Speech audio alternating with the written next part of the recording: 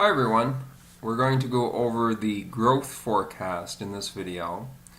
Growth forecast is another one of the forecast types that we have in the research section of the site. It's found under the forecast menu, growth rate.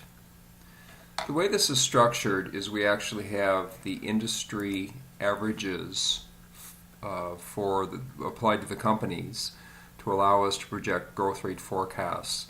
This is good for companies that we don't have any analyst coverage on. We have about 2,000 companies with good analyst coverage, but there's 9,000 companies in the database. So we need a way to be able to forecast those other 7,000 companies, and this is a good method to use. I'm going to run Cascade, which is a Canadian forestry company. I'll select a company from the drop-down, generate the forecast. Takes a few seconds to load. I can minimize the screens here a bit. So what we have is the historic data, the most recent annual that's been reported. We have some weighted average values as well.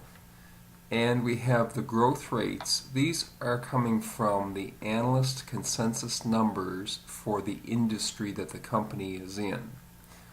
If you think the company is going to grow faster or slower than the rest of the companies in its industry, then you can adjust these up or down accordingly.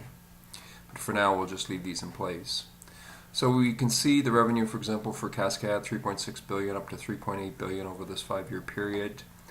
A projected 5.17% growth rate, which takes us over $4 billion, 3.2 and then 0.72 in 2018. You can see the numbers.